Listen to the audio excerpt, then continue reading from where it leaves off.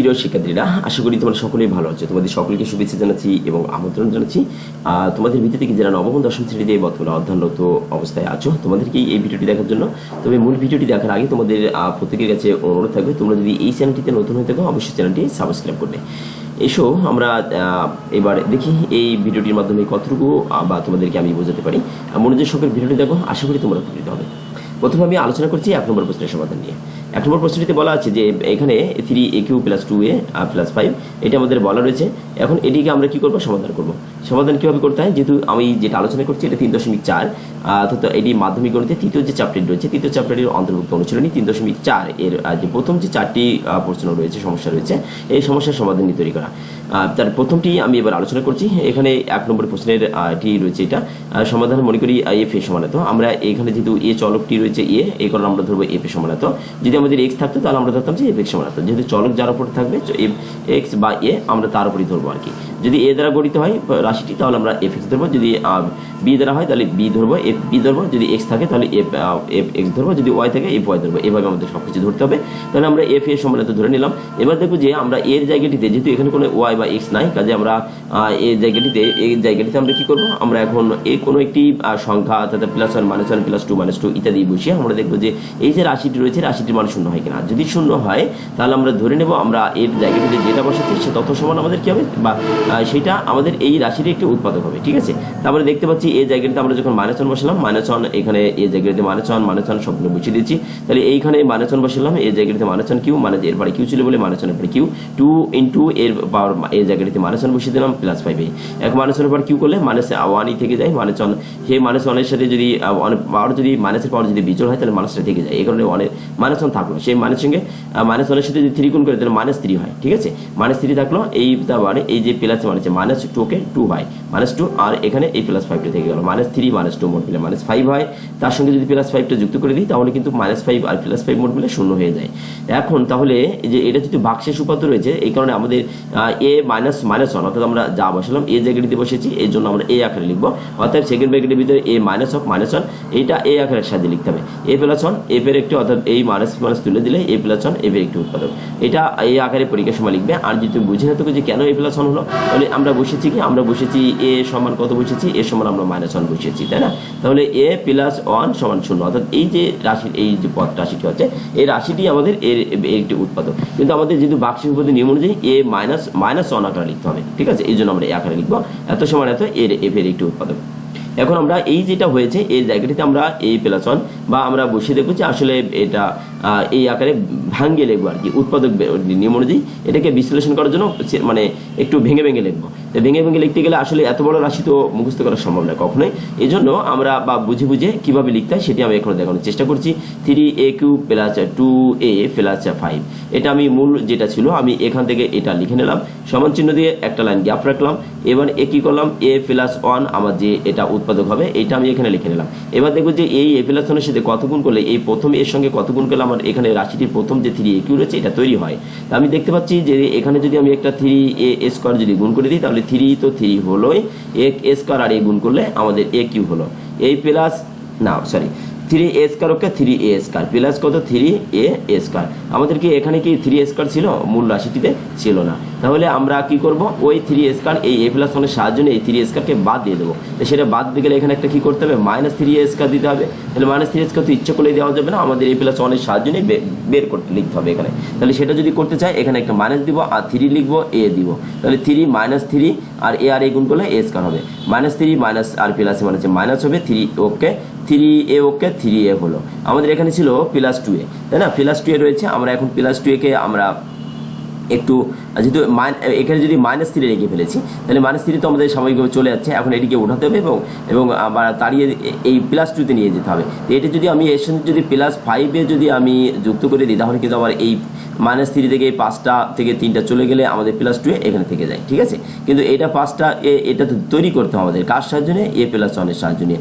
এই জন্য আমরা এখানে কি করব, এখানে যদি 5 গুণ করে দিই তাহলে 5a ওকে 5a, তাহলে এই 5a তৈরি হলো, আর প্লাস প্লাস 5 ওকে এই 5 হয়ে গেল। ঠিক আছে, এইভাবে আকারে আমরা এই সাহায্য নিব এবং এই লাইনটা গ্যাপ রেখে হিসাব নিকাশ করে আমরা দেখব যে কত যোগ করলে বা কত গুণ করলে আমাদের এর সাথে হিসাব নিকাশ করে আমরা এই লাইনটা তৈরি করতে পারি, ঠিক আছে। তাহলে এভাবে এই লাইনটা লেখা হয়েছে আমাদের, এই যে লাইনটা আছে এই লাইনটা। এখন আমরা a plus 1 a plus 1 a plus 1 এখানে a প্লাস 1 লিখে দিলাম, বাদ বাকি 3a স্কয়ার মানে 3a প্লাস 5 এটা এখানে লিখে দিলাম, ঠিক আছে। তাহলে এটা তৈরি হয়ে গেল। এখন চলে যাচ্ছি আমাদের 2 নম্বর যে প্রশ্নটি ছিল, 2 নম্বর প্রশ্নের সমাধানে। এখানে 2 নম্বর প্রশ্নের সমাধানে মনে করি এফএক্স ইকুয়াল আমাদের এখানে দেওয়া রয়েছে। এফএক্স ইকুয়াল কি দেওয়া রয়েছে, মূল যে আমরা যে রাশিটি দেওয়া রয়েছে এটা আমরা ধরবো x দ্বারা ধরবো এখানে। তাহলে x দিয়ে যদি ধরা হয় তাহলে x³ মানে 7xy স্কয়ার মাইনাস এখানে 6y³ এখানে আমরা fx সমান এটি ধরবো, fx সমান fx ইকুয়াল x³ মানে 7xy স্কয়ার মানে 6y³ আমরা কেন x ধরলাম, কারণ এর ভিতরে একটা x রয়েছে তাই। যদি তুমি y ধরতে তাও কিন্তু হবে, কিন্তু আমরা x ধরে নিলাম কারণ x আগে y পরে, এই কারণে ইংরেজি বর্ণমালায়। তাহলে fx সমান এত ধরলাম। এবার আমরা যেহেতু xy রয়েছে আমরা দেখবো যে 1 2 3 4 ইত্যাদি না ধরে আমরা দেখবো যে x এর জায়গাটিতে যার যে চলকটি রয়েছে ওই চলকের সাহায্য নিয়ে মাইনাস দিয়ে ওই চলকটি বা প্লাস দিয়ে ওই চলকটি বসিয়ে এই রাশিটি মানে শূন্য হয় কিনা আমরা 1 2 3 বসানোর আগে এটি আগে বিবেচনা করব। যখন আমাদের একাধিক চলক থাকবে তখন এই বিষয়টি এভাবে যেতে হবে। তাহলে এখানে y রয়েছে, এই জন্য আমরা এখানে -y এখানে বসিয়ে দেবো x এর জায়গাটিতে। তাহলে -y এখানে বসিয়ে দিলাম, -y এর পরে q দিলাম, যেহেতু x এর জায়গায় x এর পাওয়ার 3 ছিল এই কারণে -7x এর জায়গায় -y এ y স্কয়ারে থাকলো, এই -6 এ y কিউ থাকলো। তাহলে এখন মাইনাসের পাওয়ার বিজোড় বলে মাইনাসটা থাকবে, y কিউ হবে। আচ্ছা -7 থাকলো, এই মাইনাসে মানে হচ্ছে প্লাস হয়ে গেল, এই y এর y স্কয়ার গুণ করলে y কিউ -6y কিউ এখান থেকে এই থাকলো 7টা y কিউ প্লাস আমাদের আর -6টা y কিউ আর একটা y কিউ, মোট মিলে 7টা -y কিউ হয়। 7টা মাইনাস থেকে 7টা সরি 7টা প্লাস থেকে যদি 7টা মানে চলে যায় তাহলে 0 হয়ে যায়। তাহলে আমরা একইভাবে এটাও লিখবো যে x এর জায়গাটিতে আমরা যদি y লিখছি কাজে x মাইনাস y, এই x minus y equal x plus y fx এর একটি উৎপাদক, ঠিক আছে। অতএব x এটি ভাগশেষ উপপাদ্য নিয়ম অনুযায়ী এই আকারে লিখতে হয়, এর জন্য আমরা এই আকারে লিখে দিলাম এটা। এখন আমরা কি করবো, এখন আমরা মূল রাশিটি লিখে নেব। মূল রাশিটি এখানে মনে করো আমি লিখে নিলাম x³ মাইনাস এই x³ minus 7xy square minus 6y³ এটা লিখে দিলাম। এখন এখানে একটি লাইন গ্যাপ, এখানে একটা লাইন আমরা লিখবো। তাহলে এটা কার সাহায্যে লিখবো, এখান থেকে বের হয়েছে কি x প্লাস y, আমরা এখানে x প্লাস y এখানে আমরা লিখে নিলাম। দেখবো যে এর সাথে কত গুণ করলে x, আমরা দেখতে পাচ্ছি একটা x স্কয়ার গুণ করলে x³ হয়। তাহলে এটা এর সাথে গুণ হয়েছে কিন্তু এর সাথে গুণ করতে হবে, plus x square y plus কি হবে x স্কয়ার y লিখতে হবে আমাদের। এখন আমাদের এখানে এই যে x স্কয়ার y এটি কি ছিল, x স্কয়ার y এটি কিন্তু এখানে ছিল না, কিন্তু তাহলে এই ক্ষেত্রে যদি সরাতে চাই আবার আমাদের কি করতে হবে, x প্লাস y আমরা এখানে লিখবো। তাহলে লেখার পরে x স্কয়ার y মাইনাস করতে হবে, তাই না। তাহলে মাইনাস এখানে x স্কয়ার y অর্থাৎ এই x লিখতে হবে আর একটা y দিতে হবে, তাহলে x আর x, তাহলে মাইনাস হবে x আর x কি হবে, এই একটা x স্কয়ার আর একটা কি হবে এই yটার সাথে থাকবে, তাহলে x স্কয়ার y এটা বাদ হয়ে গেল, কিন্তু একটা প্লাস একটা মাইনাস বাদ হয়ে গেল, কিন্তু এইটা এর সাথেও গুণ করতে হবে, ঠিক আছে। তাহলে মাইনাসে প্লাসে মাইনাস হবে আর x y স্কয়ার x কি হবে y স্কয়ার। আমাদের এখন দেখো এখানে 7টা x y স্কয়ার ছিল, আমাদের হয়েছে কয়টা, একটা, তাহলে কিন্তু এখনো কয়টা বাকি আছে, এখনো 6টা বাকি আছে। তাহলে এই x প্লাস y এর সাহায্য নিয়ে আমরা কি লিখবো, -6টা x y স্কয়ার তৈরি করতে, তাহলে -6x y স্কয়ার এটা যদি আমরা দিতে চাই তাহলে এইটা এইভাবে দিতে হবে, তাহলে -6y আর x, তাহলে x y স্কয়ার -6 এই x y স্কয়ার এভাবে তৈরি হলো, মাইনাস প্লাসে এই minus 6y square y 6y³ হয় 6y³ এটা এইভাবে হবে। তাহলে আমাদের এখানে দেখতে পাচ্ছি আমাদের এখানে শুধুমাত্র এই জায়গাটাতে একটু মিস্টেক রয়েছে, এখানে একটু প্লাস হবে আর সব জায়গায় ঠিক রয়েছে। তাহলে এইভাবে এই লাইনটা চলে যাচ্ছে আমাদের, এই লাইনটা মূলত এই লাইন, এই লাইনটা মূলত এই লাইন আমাদের কমন না হয়েছে। তাহলে এখন আমরা এই যে এইভাবে লেখার পরে আমরা এই x প্লাস y আমরা এখানে একবার লিখে নেব, বাদ বাকি x স্কয়ার -6y স্কয়ার এখানে লিখে দিলাম। এখন এইটুকু আবার কিন্তু ভাঙানো যায়, তাই না। এটুকু যদি আমরা ভাঙাই, দেখো এইটুকু যদি আবার ভাঙাই তাহলে আমরা লিখতে পারি এই যে 6y স্কয়ার রয়েছে 6y স্কয়ারকে আমরা এই আকারে লিখতে পারি। কিভাবে, আমরা এখানে উৎপাদক আকারে করতে পারি, অথবা এখানে আবার দেখতে পারি যে এখানে কোনো সূত্র ফেলানো যায় কিনা। তা দুইভাবে সম্ভব এটি। আমরা এটাকে স্বাভাবিক যে উৎপাদক নিয়ম অনুযায়ী আছে সেভাবে মনে করো আমি এখানে লিখে নিচ্ছি x square minus xy minus 6y square. এখানে যদি আমরা ভাঙাতে যাই তাহলে x স্কয়ার থাকলো, এই 3 দুগুণী 6, এই 6কে যদি ভাঙাই তাহলে আমরা দেখো এই এখানে 1 রয়েছে, আমরা এখানে লিখবো 3xy লিখবো, ঠিক আছে। 3xy প্লাস এখানে 2xy লিখবো মাইনাস 6y স্কয়ার লিখে দিলাম। তাহলে এখান থেকে যদি আমরা x কমন নিই তাহলে x মাইনাস 3y হয়, আর এখানে যদি আমি 2y বের করে নিই তাহলে 2y বের করে নিলে হবে কি x মাইনাস 3y থাকে। এই লাইনটা কিন্তু মূলত এখান থেকে এইটুকু লেখা হয়েছে, ঠিক আছে। তাহলে এই x মাইনাস 3y একবার লেখা হলো আর x প্লাস 2y এখানে লিখে দিলাম আর এটা বরাবর টেনে আসলো, তাহলে এটা আমাদের হয়ে গেল এটা। চলে যাচ্ছে আমাদের 3 নম্বর যে প্রশ্নটি রয়েছে। 3 নম্বর প্রশ্নের সমাধানে অনুরূপভাবে আমরা এই যেহেতু এক্স রয়েছে আমরা এফ এক্স সমান এত ধরে নিলাম। ধরে নেওয়ার পরে আমরা দেখব যে কত বসালে শূন্য হয়। আমরা দেখতে পাচ্ছি এখানে 2 যদি বসিয়ে দিই তাহলে এর মান শূন্য হয়ে যায়। তাহলে এই 2 যদি এখানে বসাই তাহলে এই যে এক্স জায়গাটিতে 2 বসিয়ে দিলাম, এক্স জায়গায় 2 সব বসিয়ে দিলাম। বসিয়ে দেওয়ার পরে দেখো এখানে 2 এর কিউ করলে 8 হয়, 2 এ 2 এর স্কয়ার করলে 4, 4 দুগুণী কত আবার 8 হয়। এই যে -5 দুগুণী কত হয় 10, -6, তাহলে এগুলো 8 আর 8 16, এখানে আমাদের +16 হচ্ছে। অর্থাৎ এটা যদি হিসাব করি তাহলে আমাদের +16 এবং -10 হচ্ছে -16 হয়ে যাচ্ছে। 16 থেকে 16 যদি বাদ যায় 0 হয়ে যায়।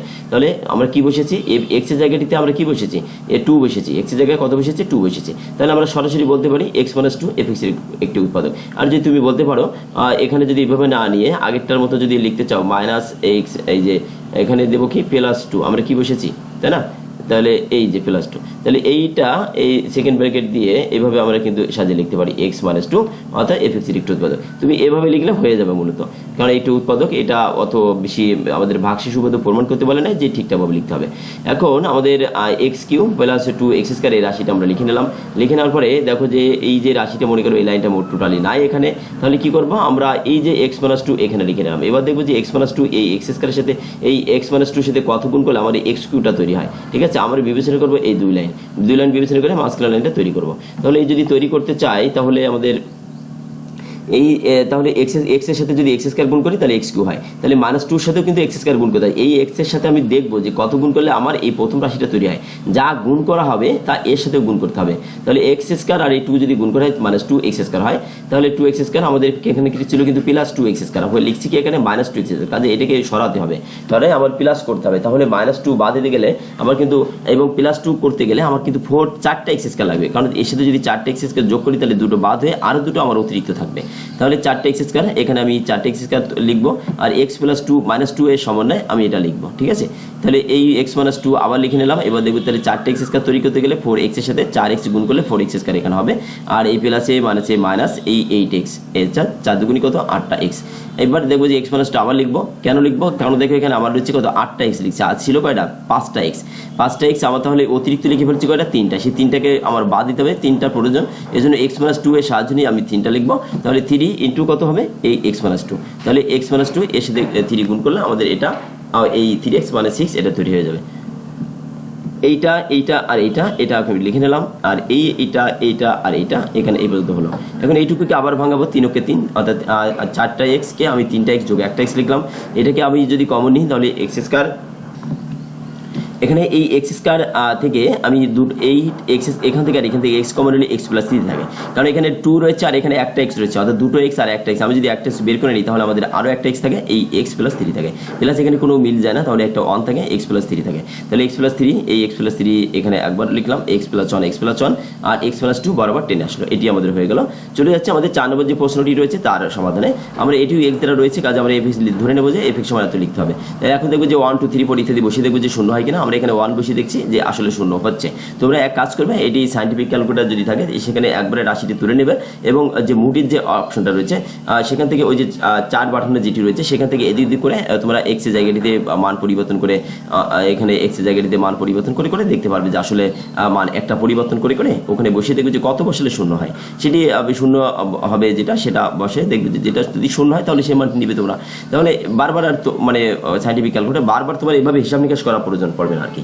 তাহলে এখানে এই 1 এর x এর জায়গাতে আমি 1 বসেছি, 1 বসালে এটা হয় আর 4 এই 1 এর স্কয়ার x এর জায়গায় 1 বসে, যেহেতু x এর জায়গায় 1 6 এই থাকলো, 1 এর কি করলে 1 হয় মাইনাস এই 1 এর স্কয়ার করলে 1 হয়, তাহলে 4 কে 4 হয়, 1 থেকে গেল আর এই মানে 6 থেকে গেল, তাহলে 4 আর 1 5 আর 1 6, 6 থেকে 6 বাদ গেলে 0 হয়ে যায়। তাহলে এই যে কত বসেছি আমি x এর জায়গায় 1 বসেছি, তাই না, x এর জায়গায় কত বসেছি আমি x সমান 1 বসেছি, কাজে x - 1 এই পাশে কিছু না দিলে 0 দিলাম বোঝানোর জন্য।